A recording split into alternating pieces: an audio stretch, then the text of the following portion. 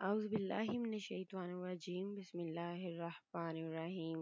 حضرت ابن عباس سے مروی ہے کہ اللہ تعالیٰ نے حضرت موسیٰ علیہ السلام کے زمانے میں ایک پرندے کو پیدا فرمایا تھا۔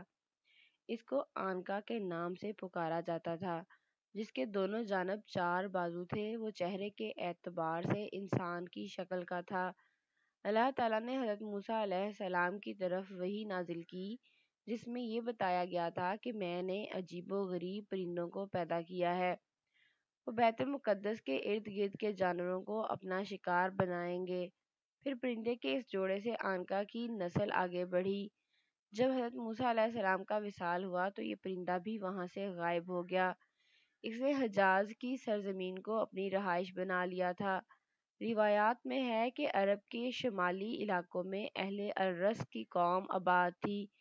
اہل الرس کے علاقے میں ایک بہت ہی بڑا پہاڑ پایا جاتا تھا، جس کو مف کے نام سے دنیا جانتی تھی۔ اس پہاڑ میں بے شمار پرندے اور جانور موجود تھے۔ ان پرندوں میں آنکا بھی پرندہ موجود تھا۔ یہ پرندہ سال بعد اس پہاڑ سے باہر نظر آتا تھا۔ یہ پرندہ دوسرے پرندوں اور جانوروں کا شکار کر کے پیٹ پالتا تھا۔ ایک دفعہ آنکا کو کئی مدت تک کوئی کھانے پینے کو نہ ملا۔ وہ پرندہ اپنی بھوک مٹانے کے لیے انسانوں کی آبادی میں آ گیا اور ایک بچے کو اٹھا کر آسمان کی طرف لے گیا۔ اس کے بعد ایک لڑکی کو اٹھا کر لے کر چلا گیا۔ ان دنوں اللہ تعالیٰ نے ایک نبی کو مبعوث کیا تھا، جن کا نام حنظلہ علیہ السلام تھا۔ حنظلہ بن صفوان ایک پیغمبر تھے، جنہیں بعض روایات کے مطابق اللہ نے اصحاب الروس کی جانب بھیجا تھا۔ گو کہ ان کا تذکرہ قرآن اور احادیث میں صراحتاً نہیں ملتا، تاہم ابن کثیر نے اپنی کتاب قصص الانبیاء میں ان کا ذکر کیا ہے۔ سب سے پہلے حافظ ابن عساکرہ نے اپنی کتاب تاریخ دمشق میں شہر دمشق کی تعمیر کے ذیل میں ان کا ذکر کیا۔ وہ لکھتے ہیں کہ اللہ نے حنظلہ بن صفوان کو اپنا پیغام دے کر اصحاب الرس کے پاس روانہ کیا، لیکن انہوں نے اپنے پیغمبر کو جھٹلایا اور انہیں قتل کر دیا۔ بعد ازاں عاد بن اوس بن ارم بن سام بن نوح اپنی اولاد کے ساتھ یہاں سے کوچ کر گئے اور احقاف میں سکونت اختیار کی۔ اللہ تعالیٰ نے اصحاب الرس کو ہلاک کر دیا۔ عربی میں عنق گردن کو کہتے ہیں۔ چونکہ اس پرندے کی گردن لمبی ہوتی ہے، لہذا اس نسبت سے اسے آنکا کہتے ہیں، جبکہ فارسی میں اسے سمیرگ کہنے کی وجہ یہ ہے کہ اس میں 30 سی پرندوں مرغ کی خوبیاں پائی جاتی ہیں۔ ہندی میں یہ اس لیے امر پکشی یعنی سدا زندہ رہنے والا پرندہ ہے کہ یہ مر کر دوبارہ جی اٹھتا ہے۔ اس کی اوسط عمر 1000 سال تھی۔ ناظرین گرامی، جب اس پرندے نے انسانوں کو اٹھانا شروع کیا تو لوگوں نے آنکا کی شکایت حضرت حنظلہ علیہ السلام سے کی۔ اس وجہ سے حضرت حنظلہ بن صفوان علیہ السلام نے آنکا کے لیے بد دعا کی۔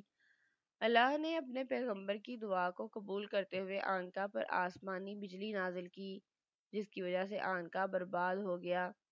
اس دن کے بعد اس نسل کا کوئی بھی پرندہ دنیا میں دیکھنے کو نہیں ملا۔ مفسرین نے لکھا ہے کہ اہل الرس کو اہل رس اس لیے کہتے ہیں کہ وہ جس علاقے میں آباد ہوئے تھے وہاں ایک کنواں تھا۔ یہ کنواں قوم سمود نے کھدوایا تھا۔ اہل الرس اس کنویں سے ہی خود پانی پیتے تھے اور اسی سے اپنی کھیتی باڑی اور جانوروں کو پانی پلاتے تھے، اس لیے ان لوگوں کو اہل الرس کہا جاتا ہے۔ ان کا ایک بادشاہ جو الوس کے نام سے مشہور تھا، جب وہ اس دنیا سے چلا گیا تو شیطان نے اس قوم کو گمراہ کرنے کے لیے اس کے جسم میں داخل ہو گیا۔ اہل الرس نے اپنے بادشاہ کے جسم سے یہ آواز سنی کہ نہ میں کھاتا ہوں اور نہ ہی مجھے موت آئے گی، میں ہی تمہارا معبود ہوں۔ اس طرح وہ قوم کفر اور شرک میں مبتلا ہو گئی۔ وہ بادشاہ کے اس مردے جسم کو پوجنے لگی۔ اللہ تعالیٰ نے ان کی طرف حضرت حنظلہ علیہ السلام کو بھیجا۔ ان کو خواب میں وحی نازل ہوتی تھی۔ اہل رس کو حنظلہ نے بتایا کہ بادشاہ مر گیا ہے۔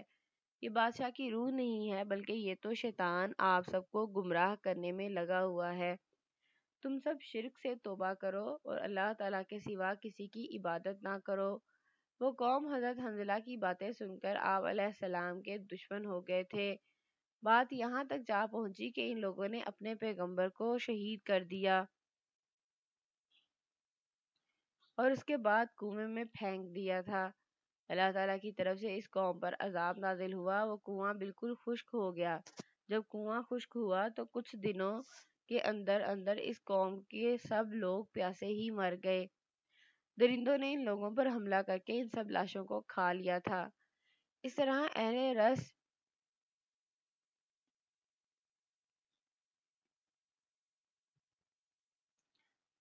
یہ علاقہ سنسان ہی اور ریگستان میں بدل گیا۔ آن کا پرندہ بہت ہی عجیب و غریب اور دور دراز پرواز کرتا تھا۔ کتابوں میں ملتا ہے کہ آن کا سورج کے غروب ہونے کے مقام پر پایا جاتا تھا۔ جسم و جسامت کے اعتبار سے یہ پرندہ بہت ہی بڑا ہوتا تھا۔ یہ ہاتھیوں کو اس طرح سے اٹھا کر لے جاتا تھا جیسے چیل اپنے شکار کو بڑی بآسانی سے اٹھا لے جاتی ہے۔ آن کا جب آسمان کی طرف پرواز کرتا تھا تو ان کے پروں سے ایسی آواز آتی تھی جیسی کہ آسمانی بجلی گرج رہی ہو۔ یہ پرندہ کئی سو سال تک زندہ رہتا تھا۔ یہ سب پرندوں سے خوبصورت پرندہ ہوتا تھا۔ بعض مفسرین کا خیال ہے کہ آن کا صرف ایک افسانوی پرندے کا نام ہے، لیکن بہت ہی قدیم کتابوں میں کہانیوں میں آنکا کا ذکر مختلف ناموں سے ملتا ہے۔ قدیم مصر کی تاریخ میں آنکا کو بنو نام سے جانا جاتا تھا، جن کی مثال مصر کے قدیم کھنڈرات میں نظر آتی ہے۔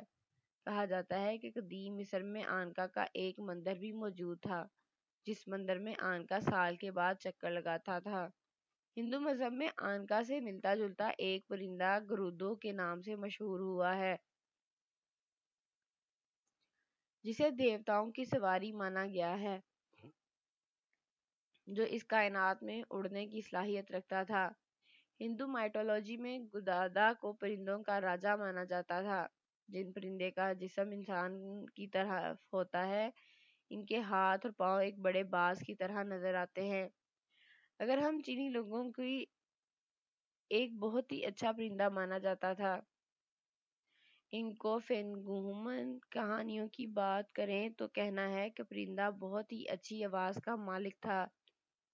چین کے لوگوں کا کہنا تھا کہ یہ پرندہ جس جگہ سے گزرتا تھا وہاں خوشحالی آ جاتی تھی۔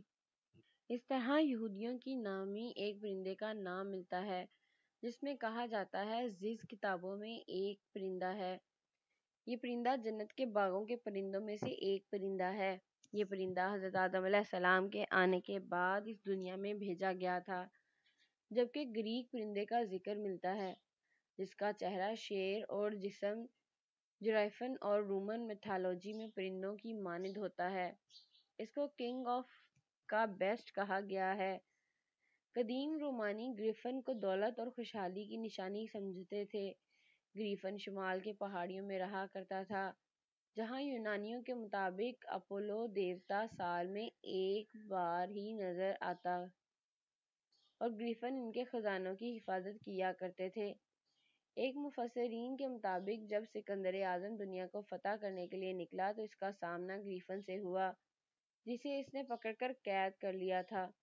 کہا جاتا ہے سکندر اعظم اس پرندے پر سوار ہو کر ایک 7 دن کے سفر پر بھی روانہ ہوا تھا۔ اتنے زیادہ تہذیبوں کے مطابق آنکا کی تصویریں، پینٹنگ اور مورتیوں سے ظاہر ہوتا ہے کہ اس طرح سے پرندے اور جانور پرانے زمانوں میں ہوا کرتے تھے، لیکن بات یہ ہے کہ انسان اس پر یقین نہیں کرتا ہے جب تک اس کو اپنی آنکھوں سے نہ دیکھ لے۔ اس طرح ڈائناسور کو بھی ہم نے اس وقت ہی مانا تھا جب ہم کو اس کی باقیات حاصل ہوئی تھیں۔ ہو سکتا ہے کہ ہم کو آنکا کے بارے میں بھی جانکاریاں مل جائیں، جس سے ہم کو پتہ چل جائے کہ آنکا جیسا پرندہ بھی قدیم زمانے میں پایا جاتا تھا۔